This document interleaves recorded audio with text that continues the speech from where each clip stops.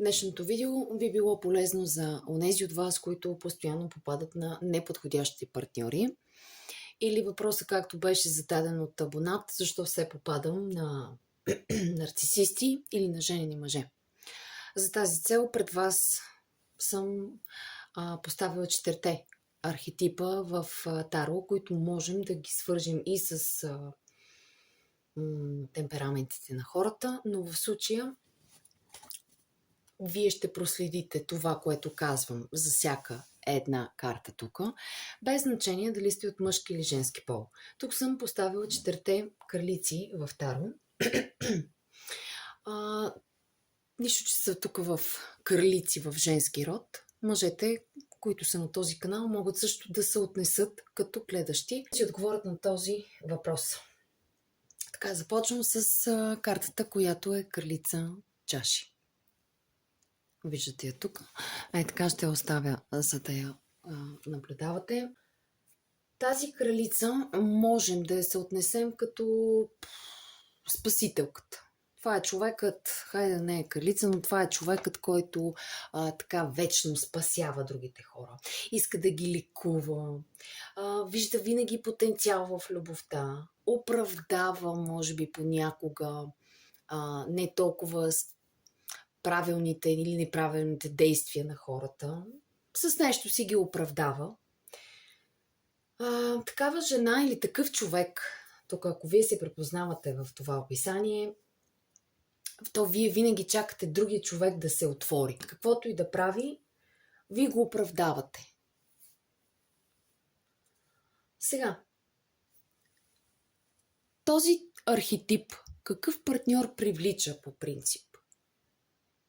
Ако сте дам, вие привличате мъже, които са ранени, които са емоционално затворени, които са травмирани, които са недостъпни. И обратно, ако сте мъже. Сега за вас ще разгледам. Това е вашата дама. Вашия архетип. Ако се препознахте и спадате в това описание, извинявам се, само ще си взема нещо да пия вода, защото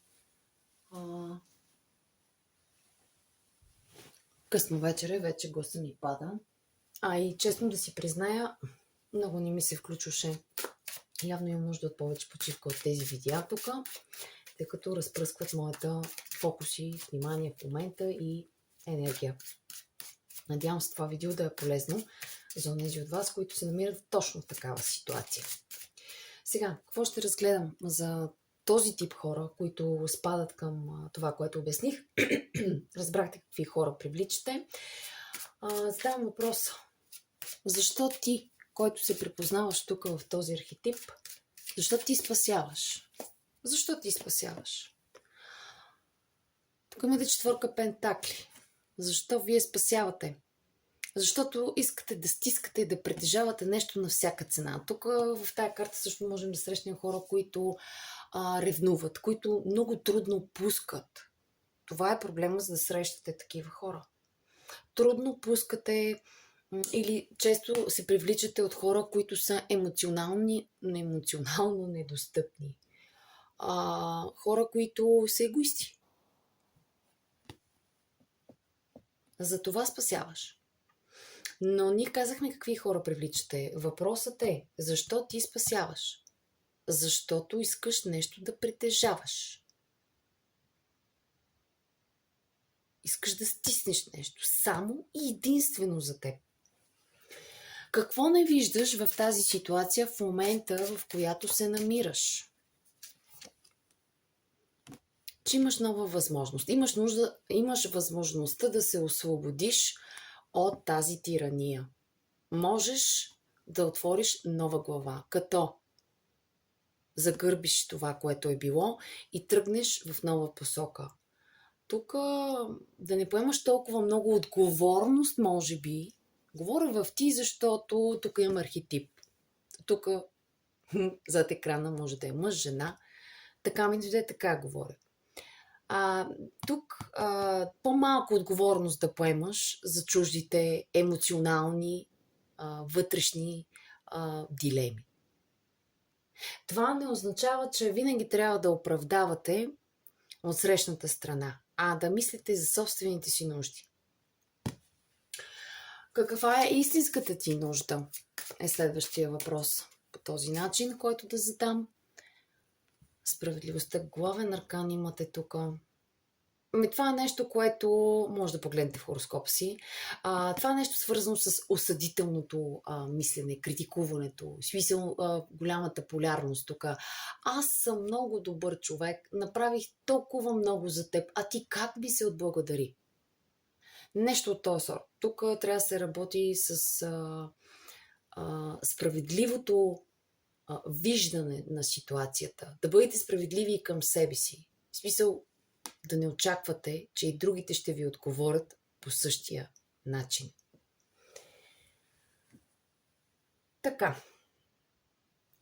Сега, за тези, които са си избрали, не са си избрали, а се припознаха до момента в този архетип, аз наистина ще изтегля една карта, която ще имате лична работа, за да си отговорите най-вече на въпроса защо спасявате, какво не виждате, каква е истинската ви нужда. Изберете си един от трите въпроса, които най-така ви докосва. Повтарям ги. Защо ти спасяваш? Какво не виждаш? Каква е истинската ти нужда? Може да стопирате видеото и тук да се вгледате в тази карта, да започнете да описвате какво виждате. Можете и в коментар отдолу да напишете. След това обаче, опитайте се да съпоставите това нещо, което виждате тук, което описвате. Всеки от вас има различно съзнание. Всеки от вас има различна истина и тази истина е вярната. Тя е правилната. Тук нямаме грешно, нямаме правилно, нямаме правила. Тук този символизъм, който ви показвам, тази визуализация, тя ще ви проговори нещо, хора. За всеки различно. За онези от вас, които си отговарят на въпроса защо ти спасяваш, за други какво не виждаш и каква е истинската ти нужда.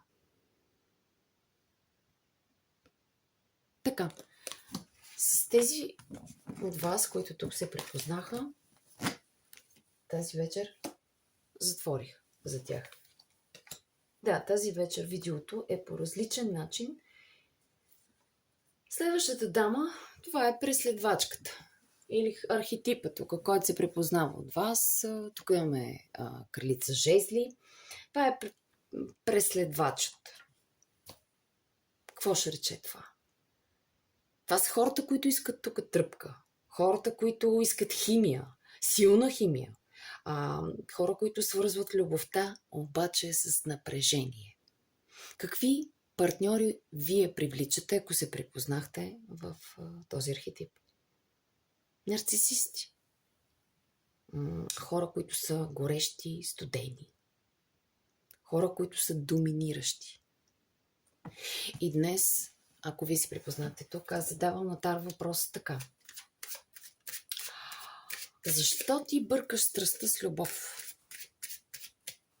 Защо човек, който тук попада, бърка страстта с любовта? Вижте. Вижте колко красноречива карта. Това е шестица чаши. Защо? Защото тук не можете да пуснете нещо в миналото. Може при някой от вас в миналото някой да ви е изоставил. Или да сте свикнали на такива любови, на топли и студени хора, които идват и си отиват от вас. И това създава напрежение. Тук имате да работите, да отработвате нещо в миналото. Защо страстта я бъркате с любовта? Това е някаква... тук трябва да се научите на някаква спокойна любов, хармония в любовта. Тук нещо ви куца хармонията в любовта. Още една карта изтеглям. Може би в миналото е имало някаква трета страна. Или тук също тази карта показва, че трябва да се надграждате някаква минала емоция. Нещо в миналото ви се е случило, което все още ви държи в тази рамка да бъркате страстта с любовта. Следващ въпрос, който ще задам е подходящ за този архетип, ако се припознавате. Какво ви кара да гоните? Какво ви кара да гоните в другата страна? Ами, мечтите, имате звездата. Недостижими мечти, имате много очаквания тук. Може би също и идеализацията, бих казала. Недостижимото тук, може би обичате недостижимите хора. Това е главен аркан, което показва, че е тема, която не е от това партньорство в момента. Говорим по принцип, просто вие обичате някакви недостижими цели. И някакси трябва да се надградите, да поработите. Нещо не сте отработили в някаква минала връзка, която ви пречи в момента. И може би повтаряте това нещо. Не знам. За вас ще изтегля също една карта, която ще оставя като лична работа за вас, да си отговорите на въпроса.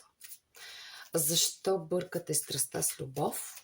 Но тези от вас, които ги грабва този въпрос, а другите, какво ви кара да гоните? Какво ви кара да гоните? Тази карта доста така се синхронира с шестица чаши, хора. Ето, вижте, минала история. Вижте, погледнете тук, концентрирайте се и започнете да описвате какво виждате на тая карта и се опитайте някакси да се сетите за такъв спомен, за такава ситуация във вашия живот. Не е задължително точно тези фигури да са, но чувството, което изпитвате, гледайки това изображение, емоцията във вас, може би ви подсказала защо бъркате страстта с любовта и какво ви кара да гоните в любовта. Можете да стопирате видеото, ако не успяхте да видите картата. И аз продължавам нататък с следващият архетип. Това е кралица мечове. Ето, може да видите. Може и така да ви грабне. Сега, тук се намират хора, които са доста интелектуални, хора, които обичат много анализ. Такива хора понякога живеят в разума вместо в сърцето и търсят понякога подвола теле, да кажа. Това са хора, които контролират своите емоции. Може би има тук човека, който ме гледа страх от някаква уязвимост, или избира хора, които не се отварят. И това нещо ги гаделичка да работят върху него, да го поправят. Сега, този архетип какви партньори би привлякал ми? Може би според мен и по моите наблюдения привлича хора, които са дистанцирани, хора, които са женени, хора, които са невъзможни. И аз сега бих попитала, ако вие се препознахте тук, какво избягва човека, който ме гледа реално? Какво избягва човека, който ме гледа реално?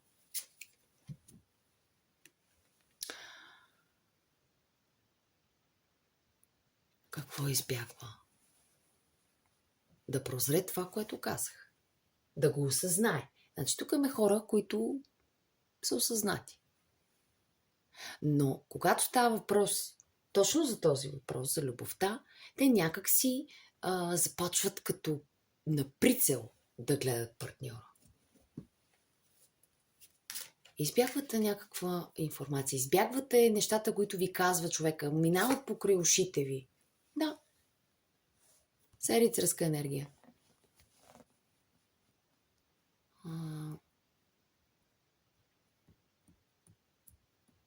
И тук баланс ви е нужен между разум и сърце. Каква е защитата ви? Защитният механизъм. Тук имате защитен механизъм, да. Имате защитен механизъм да се предпазите, но какъв е той? За да привличате такива хора. Нямате баланс между, както казах, разум и сърце. Тук много бързо сменяте мненията си и много бързо сменяте настроенията си.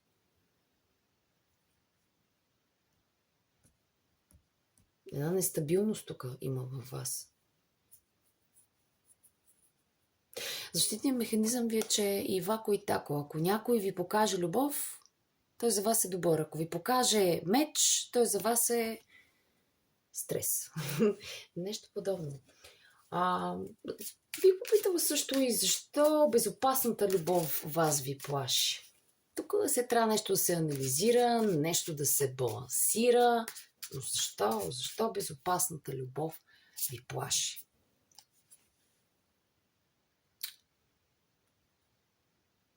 Може би тук не обичате естетични хора, които влизат в рамките на съпругата и контролиращите хора. Вие това не го обичате, някой да ви казва какво да правите. И обичате така да анализирате,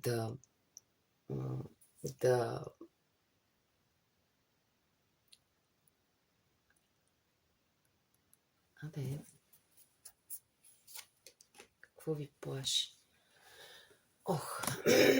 Ще трябва да се жертвате в името на това някой да ви диктува правилата. Какво да правите? Не искате да сте лесна примка. Тук в вас има много интелектуално ниво, което пречи понякога една любов да се изживее.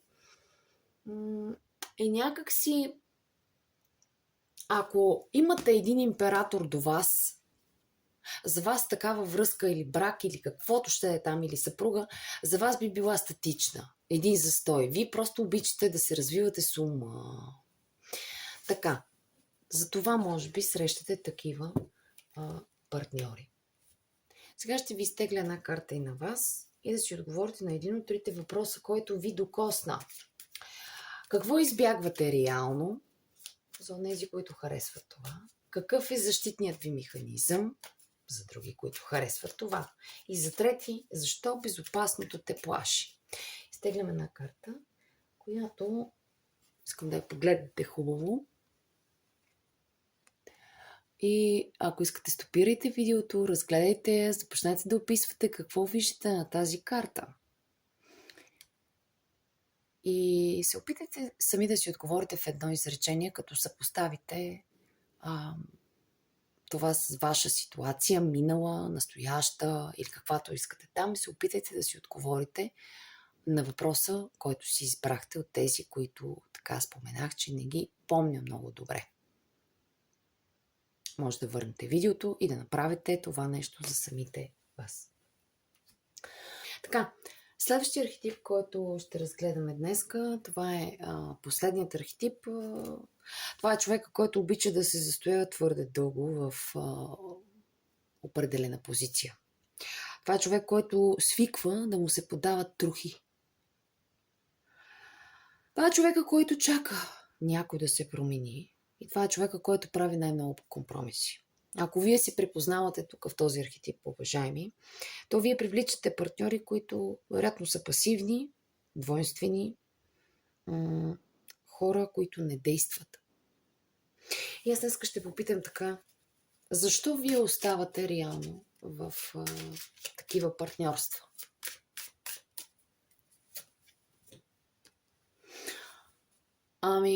По десятка мечове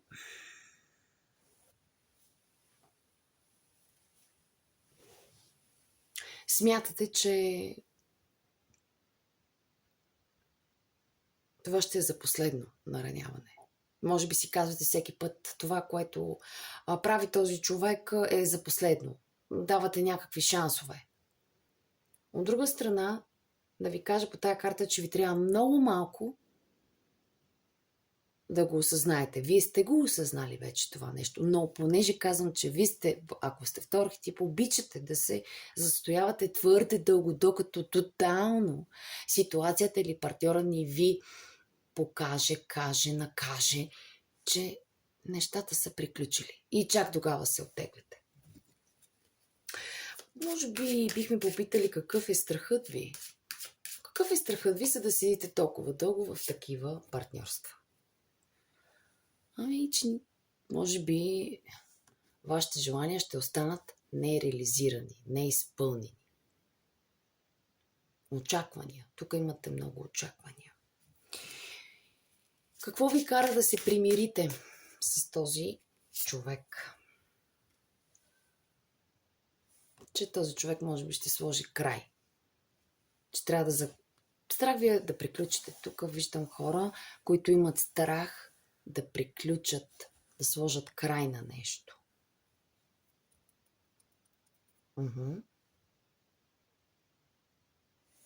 И на вас ще изтегля една карта, където да си отговорите на някой от тези 3 въпроса, които зададох и които ви допаднаха, за да си отговорите защо привличате тези хора, които споменах.